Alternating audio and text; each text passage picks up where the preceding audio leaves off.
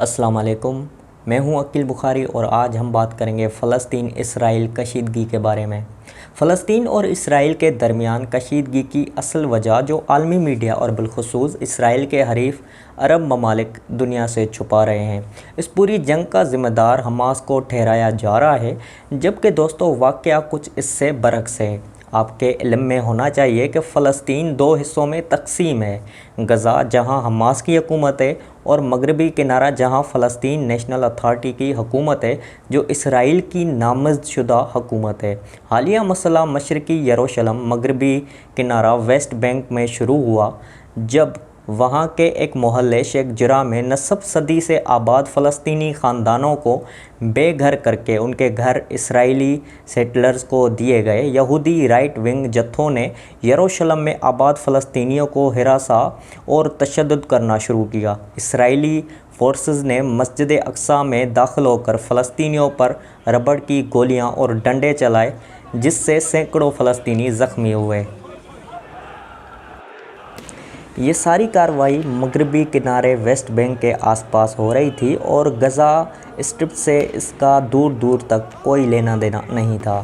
اس تشدد کے رد عمل میں حماس نے غزہ سے راکٹ فائر کیے جن میں کوئی بھی زخمی یا ہلاک نہیں ہوا۔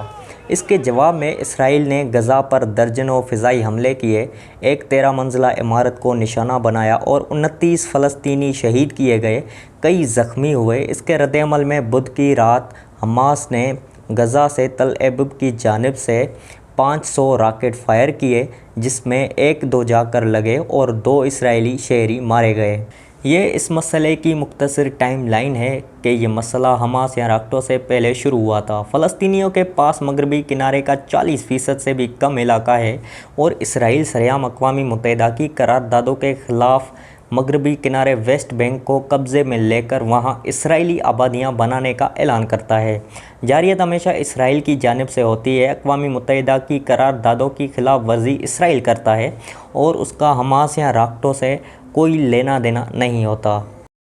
جب حماس نہیں بھی تھی تب بھی اسرائیلی جارحیت اور قبضہ گیری جاری تھی اور حماس کی غیر موجودگی میں بھی جاری رہے گی۔ راکٹ چلانا بطور ایک رد عمل کتنی کامیاب حکمت عملی ہے، اس پر مختلف آرائیں ہو سکتی ہیں، لیکن حماس اور راکٹ فائرنگ کو اس مسئلے کا بنیادی پہلو بنا دینا حقائق سے بدعنوانی یا جان بوجھ کر لوگوں کو گمراہ کرنے کے سوا کچھ بھی نہیں ہے۔ یاد رہے کہ عراق نے اقوام متحدہ کی صرف 2 قراردادوں کی خلاف ورزی کی تھی اور وہ 1990 میں ملیہ میٹ کر دیا گیا تھا، بدترین سینکشنز کا شکار ہوا تھا اور ادویات کی عدم دستیابی سے 5 لاکھ عراقی بچے مار دیے گئے تھے۔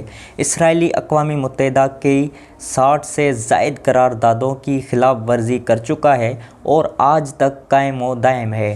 یہ ہے مہذب دنیا، ان کی اقوام متحدہ اور ان کا منصفانہ نظام۔